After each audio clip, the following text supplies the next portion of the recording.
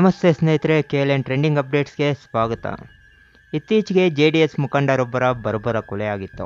ಅದಕ್ಕೆ ಕಾರಣ ಏನು, ಅದರಲ್ಲಿ ಮುಖಂಡನಿಗೂ ಕೊಲೆಗಡುಕರಿಗೂ ಇರೋ ದ್ವೇಷ ಎಂಥದ್ದು ಅಂತ ಈ ವಿಡಿಯೋದಲ್ಲಿ ಕಂಪ್ಲೀಟ್ ಮಾಹಿತಿಯನ್ನು ಕೊಡ್ತೀನಿ. ನಮ್ಮ ಚಾನಲನ್ನು ನೀವು ಫಸ್ಟ್ ಟೈಮ್ ನೋಡ್ತಾ ಇದ್ದರೆ ಈಗಲೇ ಸಬ್ಸ್ಕ್ರೈಬ್ ಆಗಿ ಬೆಲ್ ಐಕಾನ್ ಮೇಲೆ ಕ್ಲಿಕ್ ಮಾಡಿ. ಅದು ಜನವರಿ 3ರ ರಾತ್ರಿ JDS ಮುಖಂಡ ವೆಂಕಟೇಶ್ ಎಂಬಾತನನ್ನು ನಡು ರಸ್ತೆಯಲ್ಲಿಯೇ ಕಗ್ಗತ್ತಲಲ್ಲಿ ಬರ್ಬರವಾಗಿ ಕೊಲೆ ಮಾಡಲಾಗಿತ್ತು. ಮೃತ ವೆಂಕಟೇಶ್ ಚಿಕ್ಕಬಳ್ಳಾಪುರ ತಾಲೂಕಿನ ತಮ್ಮನಾಯಕನಹಳ್ಳಿ ಗ್ರಾಮದವರು.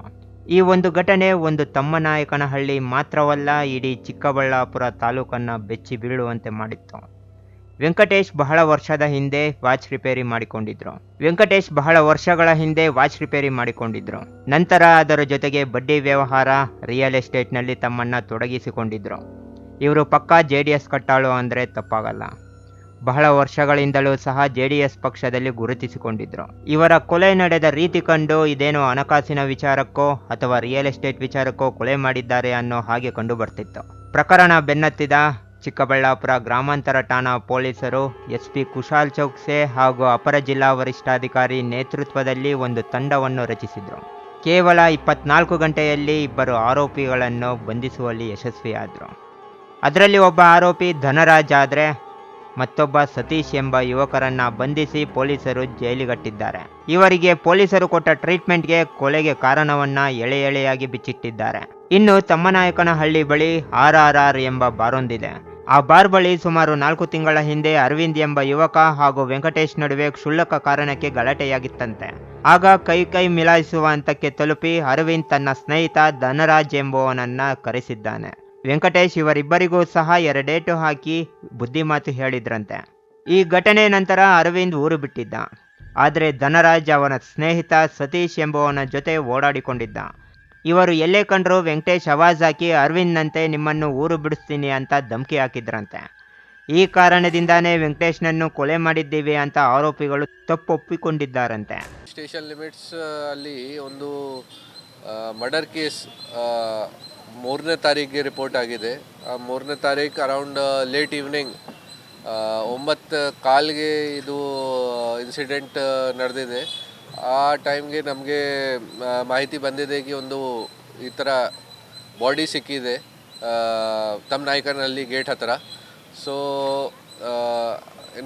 ಈ ಕಂಪ್ಲೇಂಟ್ ಪ್ರಕಾರ ಒಬ್ಬರು ವೆಂಕಟೇಶಪ್ಪ ಅವ್ರದ್ದು ವಾಸ ಕೂಡ ತಮ್ಮನಾಯಕನಹಳ್ಳಿ, ಅರೌಂಡ್ 54 ಇಯರ್ಸ್ ಏಜ್ ಇದೆ ಅವ್ರದ್ದು. ಫಾರ್ಮರ್ ಕೆಲಸ ಮಾಡ್ತಾರೆ, ಜೊತೆಗೆ ಅವರದು ಫೈನಾನ್ಸ್ ವಿಚಾರ ಬಗ್ಗೆ ಮತ್ತು ರಿಯಲ್ ಎಸ್ಟೇಟಲ್ಲಿ ಕೂಡ ಸಣ್ಣ ಪುಟ್ಟ ಕೆಲಸ ಮಾಡ್ತಾರೆ. ಜೊತೆಗೆ JDS ಅಲ್ಲಿ ಕೂಡ as a worker, active worker ಕೆಲಸ ಮಾಡ್ತಾರೆ ಅವರು. ಸೊ ಅವ್ರದ್ದು ಬಾಡಿ ಸಿಕ್ಕಿದೆ. ಬಾಡಿ ಮೇಲೆ ಡೀಪ್ ಕಟ್ ಇಂಜುರೀಸ್ ಇತ್ತು, ಸ್ಟಮಕಲ್ಲಿ ಮತ್ತು ಕೈಯಲ್ಲಿ ಮತ್ತು ಫೇಸ್ ಮೇಲೆ ಬೇರೆ ಬೇರೆ ಜಾಗ ಈ ಥರದ್ದು ಡೀಪ್ ಕಟ್ ಇಂಜುರೀಸ್ ಇತ್ತು. ಸೊ ಆ ವಿಚಾರ ಬಗ್ಗೆ ನಮ್ಮ ಚಿಕ್ಕಬಳ್ಳಾಪುರ ರೂರಲ್ ಪೊಲೀಸ್ ಸ್ಟೇಷನಲ್ಲಿ ಒಂದು ಮರ್ಡರ್ ಕೇಸ್ ನಾವು ರಿಜಿಸ್ಟರ್ ಮಾಡ್ಕೊಂಡಿದ್ದೀವಿ.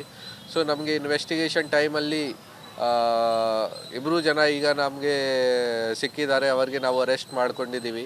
ಸೊ ಈ ಇಬ್ಬರು ಜನ, ಒಬ್ಬರು ಧನರಾಜ್ ಅರೌಂಡ್ 22 ಇಯರ್ಸ್ ಏಜ್, ಅದು ಇವರದು ವಾಸ ಕೂಡ ಪಕ್ಕದಲ್ಲಿ ಜಾತ್ವಾರ ಊರಿದೆ, ಅಲ್ಲಿ ವಾಸ ಇದೆ ಅವರದು. ಮತ್ತೇನೊಬ್ಬರು ಸತೀಶ್ ಅರೌಂಡ್ 31 ಇಯರ್ಸ್ ಏಜ್, ಇವರು ಕೂಡ ಜಾತ್ವಾರ. ಸೊ ಈ ಇಬ್ಬರು ಜನ ನಾವು ಈಗ ಅರೆಸ್ಟ್ ಮಾಡಿದ್ದೀವಿ. ಸೊ ನಮ್ಮ ಇನ್ವೆಸ್ಟಿಗೇಷನ್ ಪ್ರಕಾರ ಬೇಸಿಕ್ಲಿ ಈ ವೆಂಕಟೇಶಪ್ಪದು 3 ತಿಂಗಳು ಹಿಂದೆ ಏನೊಬ್ಬರು ಆ ಊರ್ದು ವಾಸಿ ಅರವಿಂದ್ ಅವ್ರ ಜೊತೆಗೆ ಒಂದು ಗಲಾಟ ಆಯಿತು. ಬಾರಲ್ಲಿ ಕುಡಿತಾ ಇದ್ದಾರೆ. ಆ ಟೈಮಲ್ಲಿ ಬೇರೆ ಏನಾದರೂ ವಿಚಾರ ಬಗ್ಗೆ ಅವ್ರದ್ದು ಗಲಾಟ ಆಯಿತು. ಆ ಟೈಮ್ಗೆ ವೆಂಕಟೇಶಪ್ಪ ಅರವಿಂದ್ಗೆ ಹೊಡೆದಿದ್ದಾರೆ. ಅರವಿಂದ್ದು ಫ್ರೆಂಡ್ ಇದೆ ಧನರಾಜ್ಗೆ ಅರವಿಂದ್ ಹೆಲ್ಪ್ಗಾಗಿ ಫೋನ್ ಮಾಡಿದ್ದಾರೆ ಕಿ ಇವರು ನಮಗೆ ಓಡ್ತಾ ಇದ್ದಾರೆ, ನಮಗೆ ಫ್ರೆಂಡ್ ಹೆಲ್ಪ್ ಮಾಡಿ. ಸೊ ಆ ಟೈಮ್ಗೆ ಈ ಧನರಾಜ್ ಕೂಡ ಇವರಿಗೆ ಹೆಲ್ಪ್ ಮಾಡೋಕ್ಕಾಗಿ, ಸಹಾಯ ಮಾಡೋಕ್ಕಾಗಿ ಬಂದಿದ್ದಾರೆ ಬಾರ್ ಹತ್ರ. ಸೊ ವೆಂಕಟೇಶಪ್ಪ ಅವ್ರಿಗೆ ಕೂಡ ಹೊಡೆದಿದ್ದಾರೆ ಮತ್ತು ಈ ಅವರ ಮೇಲೆ ಕೂಡ ಅಟ್ಯಾಕ್ ಮಾಡಿದ್ದಾರೆ. ಸೊ ಈ ಇಶ್ಯೂ ಆದಮೇಲೆ ಅವರು ರಾಜಿ ಪಂಚಾಯಿತಿ ಮಾಡ್ಕೊಂಡಿದ್ದಾರೆ. ಪೊಲೀಸ್ಗೆ ಏನೂ ಕಂಪ್ಲೇಂಟ್ ಕೊಡಲಿಲ್ಲ, ಪೊಲೀಸ್ ಗಮನಕ್ಕೆ ಕೂಡ ಬರಲ್ಲ. ಊರಲ್ಲಿ ಎಲ್ಲರೂ ಜನ ಮಾತಾಡಿ ಇದನ್ನು ಇಶ್ಯೂಗೆ ಸಾಲ್ವ್ ಮಾಡ್ಕೊಂಡಿದ್ದಾರೆ. ಬಟ್ ಈ ಇನ್ಸಿಡೆಂಟ್ ಆದಮೇಲೆ ವೆಂಕಟೇಶ್ ಅಪ್ಪಗೆ ಯಾವಾಗ ಇವರು ಸಿಗ್ತಾರೆ ದಾರಿಯಲ್ಲಿ ಅಥವಾ ಊರಲ್ಲಿ, ಯಾವಾಗ ಇವರಿಗೆ ನೋಡ್ತೀರಾ ಅವ್ರಿಗೇನಾದರೂ ಇನ್ಸ್ಟಿಗೇಟ್ ಮಾಡೋಕ್ಕೆ ಟ್ರೈ ಮಾಡ್ತಾರಾ, ಪ್ರೊವೋಕ್ ಮಾಡ್ತಾರಾ, ಅವ್ರಿಗೆ ಬಾಯ್ತೀರಾ, ಹೇಳ್ತೀರಾ, ಅವ್ರಿಗೆ ಥ್ರೆಟನ್ ಮಾಡ್ತಾರಾ, ಧಮಕಿ ಕೊಡ್ತೀರಾ ಅವ್ರಿಗೆ. ಸೊ ಈ ವಿಚಾರ ಬಗ್ಗೆ ಇವರಿಗೆ ಸ್ವಲ್ಪ ಈ ಥರ ಮೈಂಡಲ್ಲಿ ಈ ಥರ ಬಂದಿದೆ ಕಿ ಈ ಥರದ್ದು ಏನಾದರೂ ಅವ್ರ ಮೇಲೆ ಅಟ್ಯಾಕ್ ಮಾಡೋಣ.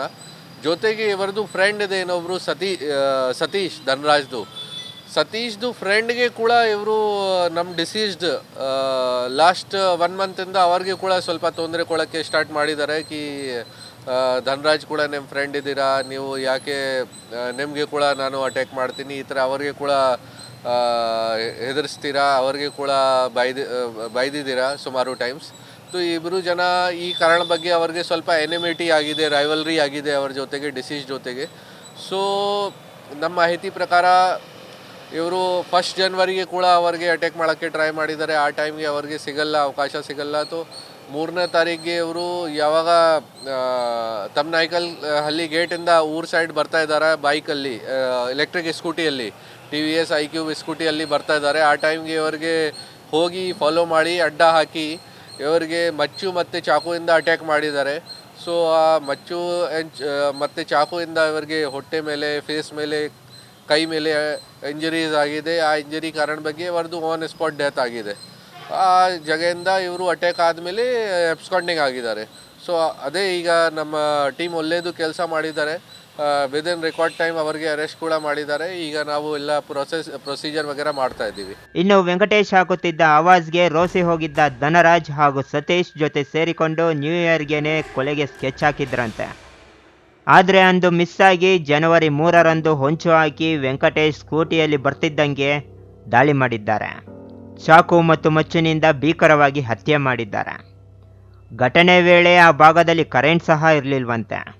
ಒಟ್ನಲ್ಲಿ ಇನ್ನೂ ಚಿಗುರು ಮೀಸೆ ಯುವಕರು ಕ್ಷುಲ್ಲಕ ಕಾರಣಕ್ಕೆ ಆದ ಗಲಾಟೆಯನ್ನು ಮನಸ್ಸಿಗೆ ತೆಗೆದುಕೊಂಡು ಅದು ಒಂದು ಕೊಲೆ ಮಾಡುವಷ್ಟು ಅತಿರೇಕಕ್ಕೆ ಕೊಂಡೊಯ್ದದ್ದು ಮಾತ್ರ ವಿಪರ್ಯಾಸವೇ ಸರಿ. ಆದರೆ JDS ಮುಖಂಡ ವೆಂಕಟೇಶ್ನನ್ನ ಬಲಿ ಪಡೆದ ಯುವಕರಿಂದ ಒಂದು ಕುಟುಂಬ ಇದೀಗ ಅನಾಥವಾಗಿದೆ. ಇದು ಸಮಾಜಕ್ಕೆ ಒಳ್ಳೆಯ ಬೆಳವಣಿಗೆಯಲ್ಲ. ಯುವಕರು ತಮ್ಮ ಬಿಸಿ ರಕ್ತದ ಗುಂಗಿನಲ್ಲಿ ಮಾಡುವ ತಪ್ಪು ಮಾಡುವ ಮುನ್ನ ತಮ್ಮ ಕುಟುಂಬದ ಬಗ್ಗೆಯೂ ಸಹ ಯೋಚಿಸಬೇಕಿದೆ. ಈ ಘಟನೆಯಂತೂ ಯುವ ಪೀಳಿಗೆ ಎಲ್ಲಿ ದಾರಿ ತಪ್ಪುತ್ತಿದೆ ಅನ್ನೋದನ್ನು ಸಂಬಂಧಪಟ್ಟ ಅಧಿಕಾರಿಗಳನ್ನು ಸಹ ಒಮ್ಮೆ ಯೋಚಿಸುವಂತೆ ಮಾಡಿದೆ. ನೋಡಿ, ಅದು ಡೆಫಿನೆಟ್ಲಿ ಇವರು ಅವ್ರಿಗೆ ಈ ಥರ ಪ್ರವೋಕ್ ಮಾಡ್ತಾ ಇದ್ದಾರೆ ಅಥವಾ ಹೆದರ್ಸ್ತಾ ಇದ್ದಾರೆ, ಬಾಯ್ತಾ ಇದ್ದಾರೆ, ತೋ ಪೊಲೀಸ್ಗೆ ಕಂಪ್ಲೇಂಟ್ ಮಾಡಬೇಕಿತ್ತು. ಅವರು ಪೊಲೀಸ್ಗೆ ಏನು ಕಂಪ್ಲೇಂಟ್ ಮಾಡಲಿಲ್ಲ. ಬೇರೆ ಜನಗೆ ಕೂಡ ಊರಲ್ಲಿ ಕೂಡ ಯಾರಿಗೆ ಹೇಳಿಲ್ಲ, ಯಾರು ಸೀನಿಯರ್ ಲೀಡರ್ಸ್ಗೆ ಹೇಳಿಲ್ಲ.